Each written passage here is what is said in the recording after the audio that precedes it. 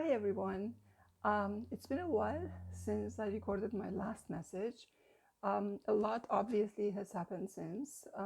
I was just thinking about it's time and it's appropriate to drop another recording at this time due to all the things that are happening around us and all the nervous energy that is being created. I'll perhaps start by asking a couple of different questions. One of them is that are you able to keep yourself grounded right now? Are you able to still be in the moment? Are you still feeling a part of the whole? Are you peaceful within? Are you loving or are you still loving and kind? You see, it's good to be happy and grounded and loving when all is well. It's more important to be able to be loving and grounded and whole at a time when there is turbulence outside. My fortunate truth is that I have been able to keep myself grounded and loving. My unfortunate truth is that I have seen a lot of unkind actions from fellow beings um, to one another. And yes, you're 100% right in saying that my truth can only be fixed by me and no one else. No one and nothing is responsible for the way that I perceive things, and the same works for all of us.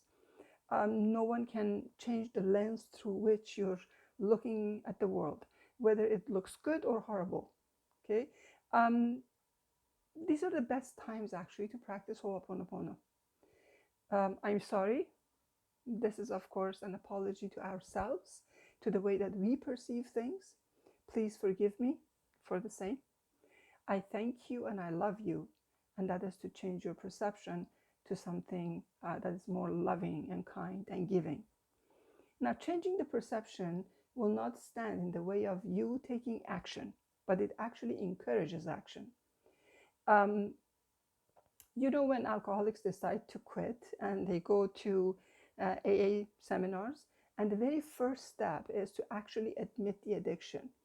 And that I see as the first step or the first part of Ho'oponopono phrase.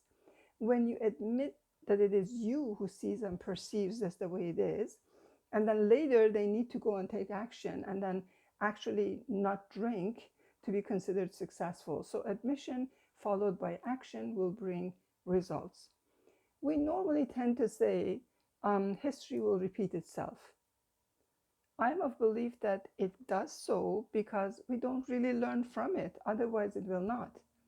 We talk about peace and then we gather weapons to fight. We talk about equality while we rehash and constantly remember all the wounds we have caused each other in the past. How do you expect, or how do we expect these wounds to heal if we are constantly irritating them? Even if you have a cut on your hand, if you constantly irritate it, it's not going to heal. It's a lie if I say it's going to heal. Should we not start by admitting that we were wrong? We were wrong in what we did. And now, as of today, as of this very moment, let's wipe the slate clean and start new, start fresh. No more fight over color and gender and orientation and nationality and religion and politics and so on and so forth. The only way this can be done is by not indulging in promotion of these points and implementing guidelines not to repeat them. Changing the language is of no help if our own actions are still the same. For example, calling a man whole a person whole or a mankind people kind is not the cure.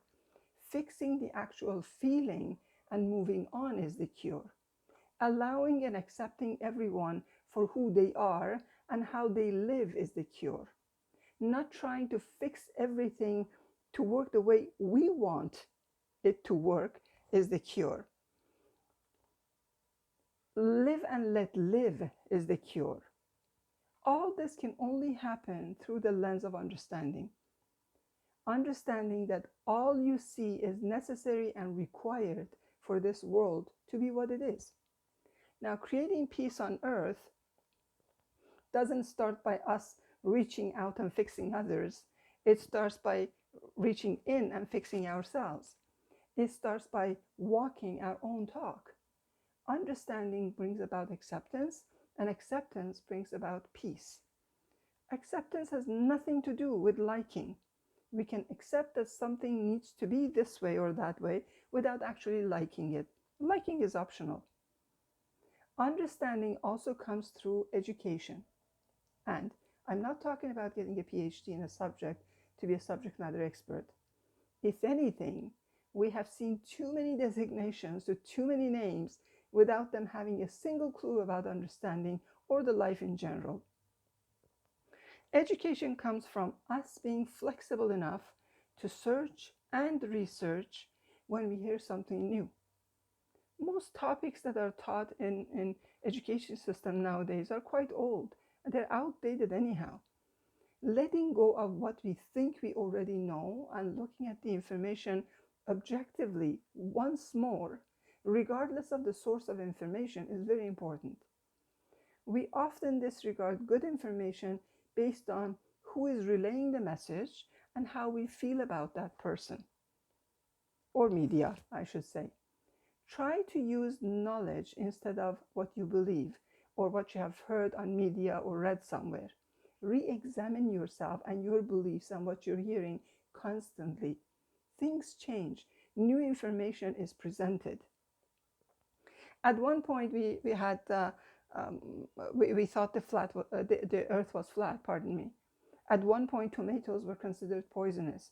At one point, you believed in Tooth Fairy, Easter Bunny, and Santa Claus, and you thought that lightning will never strike in the same place twice. At that time, you would have not accepted any alternative suggestions, suggestions being offered.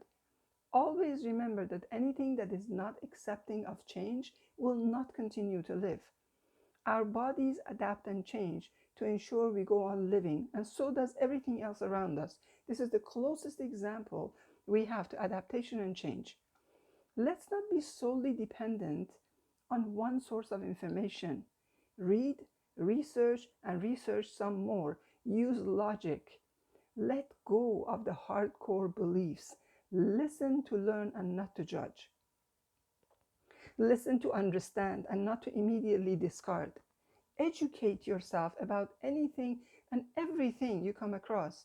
Not only this is going to make your life more interesting, but also it will open doors to avenues of knowledge you never thought it existed.